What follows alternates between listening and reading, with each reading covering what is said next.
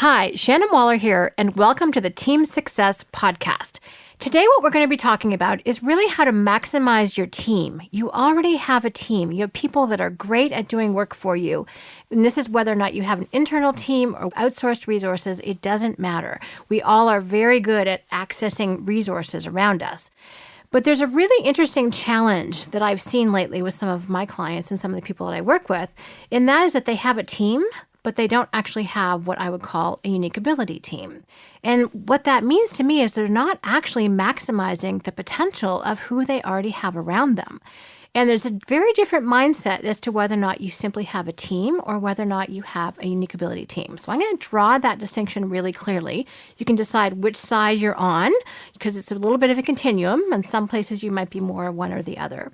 The book is called The Starfish and the Spider, The Unstoppable Power of Leaderless Organizations, published in 2006 by Ori Brofman. Now, the interesting thing, if you look at an organization as a spider, it has a head and 8 arms.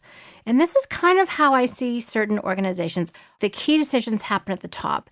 And the person at the top, entrepreneur, business owner, feels very responsible, very accountable. Often it feels like a burden for all of the decisions that have to get made.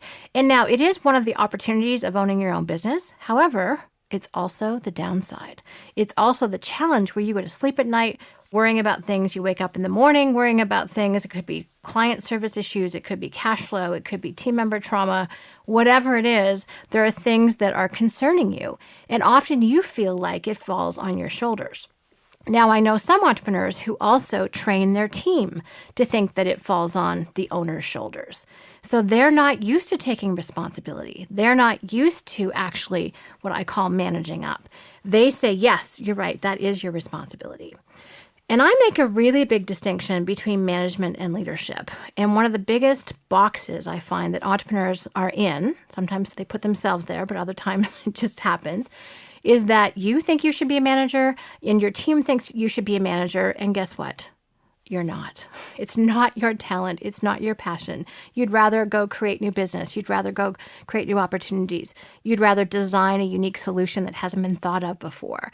There's something that you're doing that you're far more passionate about, far more capable of than quote unquote managing your team. Now, having said that, a few of you are managers. A few of you are brilliant at it, in which case, please put as many people under you as you can because the world needs more of you. But frankly, it's a rare talent, I think, to be unique at managing and not often found in entrepreneurial organizations. I think much larger, more corporate structures attract that type of person. So I'm going to guess that that's not you. So the challenge, again, going back to the whole decision-making model, is when, if it all falls on you and the team is managing to you and saying, yes, you should be the manager, is that in some areas you're going to make fabulous decisions and in some areas you're not, or not make decisions at all because that's not your area of expertise. It's not where you're confident, which means that some parts of your business grow, other parts languish. They fall behind. There are problems that arise. Messes get made because you have not made decisions, which leads to problems with your team, problems with your clients, certainly problems with your suppliers. Who knows, regulation could be an issue. There's lots of potential quote-unquote traumas that happen. Before I jump into the next model, there's one other challenge. If anything happens to the spider's head, the whole thing just goes away. So fortunately, there is another model. And the other model is one where there is distributed intelligence. In Brofman's book, he talks about a starfish organization. And a starfish organization is kind of amazing.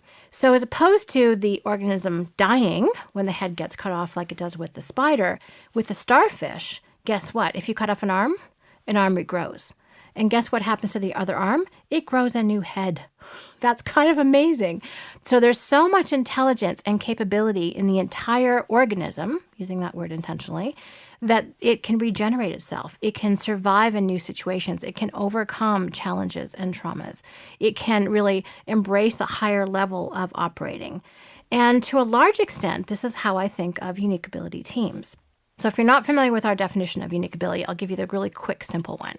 So first of all, your unique ability is what you would love to do and are best at. You are passionate about this activity. This is something you love to do. As I said, it gives you energy. You can always think of ways to get better, and you wake up looking forward to doing this. It doesn't actually feel like work, which is really neat. And once you're actually attuned to what you're unique at, most of us start to pay really close attention to two things. One is those things that do not give us energy, that actually deplete us.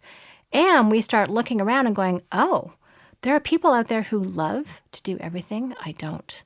And then the world looks like a fairly miraculous, abundant place, because before you thought you had to do everything yourself and no one else would want to do this and you felt really stuck. All of a sudden, all of this talent makes itself available to you, frankly, because you have simply changed your perspective. Now, I could call it a leaderless organization, or I like to call it a leaderful organization. You have leadership everywhere. That's really how we think about it. It's really powerful to have this model of you having your own unique ability, surrounded by people who are as passionate in their area of expertise as you aren't in their area of expertise. And that is so much fun.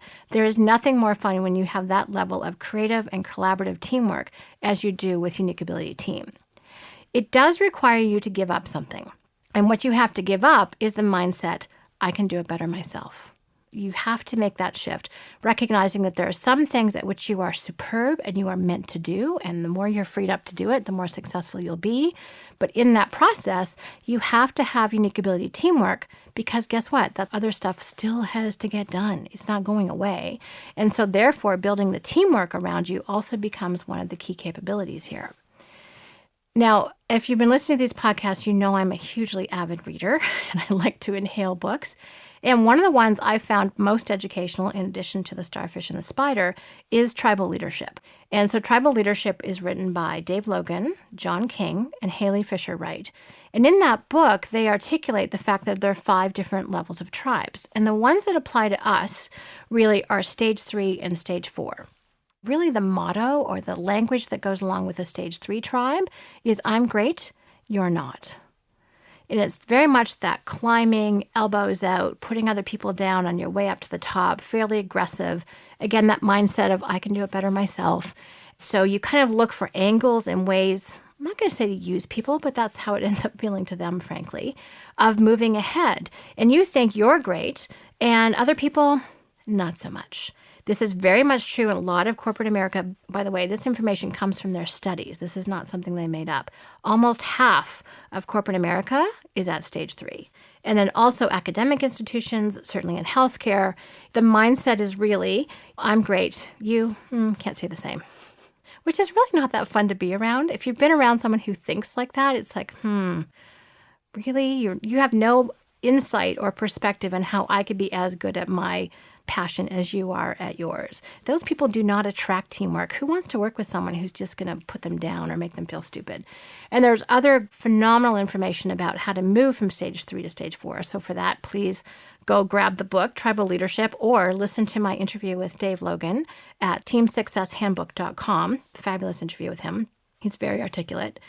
Now, a stage 4 tribe has a very different way of thinking, and that is that instead of I'm great, you're not, it's we're great. You kind of have to give up the ego, give up, and I think a lot of the burden to move to the we're great mentality. And this is where I look at really phenomenal organizations who think this way. I mean, I'm a part of one at Strategic Coach, which is owned by Dan Sullivan and Bab Smith. And they are so clear on what their unique abilities are and what they're not. They're very, very clear and they're very open about it. And there's a ton of transparency, which means also the team then has enormous permission to step up into those areas that are not their unique abilities.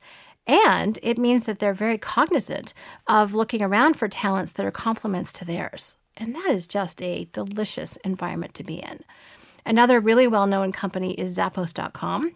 They just attract an incredibly engaged workforce that is all about teamwork, all about collaboration, all about supporting one another. They're actually an example in Tribal Leadership of a stage 4 team. And really their mission in life, not to sell apparel, not to sell shoes, but really to provide superb customer service, what they call WOW service. And I love that. Delivering Happiness is Tony Hsieh's book, CEO of Zappos. So if you want a really great example of a stage 4 tribe, check out Zappos. And if you want to read about it, more the construct or the theory behind it and the practice behind it, then definitely check out Tribal Leadership. I think it's a very necessary transition that owners need to make in order to go from that spider model where you think you have to be the key one to make all the decisions to really the tribal leadership stage 4 model, that starfish model where there's a lot of intelligence. And if I think about organizations who want to grow not 2 times, but 10 times, it's really that you want to have what Strategic Coach would call a self-managing company. You want all of the capabilities, all the talent, all the intelligence, all the resources distributed so that everyone can make really smart decisions. Instead of that being a threat, I think that's very inspiring. And if I think about which organization can get bigger, definitely the starfish model, definitely that stage 4 tribal leadership model. And certainly if you want to attract really superb, intelligent, and engaged team members, then definitely the model of the starfish is far more attractive to that person. They can really thrive there. That means they can explore their own unique ability, their own teamwork. They get to specialize in things that they're passionate about. And it's interesting, one of the concerns I hear a lot is, well, if I attract really great people, won't they just leave and create their own businesses? And what a lot of business owners don't know or don't appreciate is that actually no. If you create an amazing environment where people get to do what they love to do and are best at in teamwork with other people who also love to do what they do and are best at that, why would anyone leave? Really? That takes a lot of intentionality and a lot of energy. And they've just found it? No. Most people, frankly, are not entrepreneurs.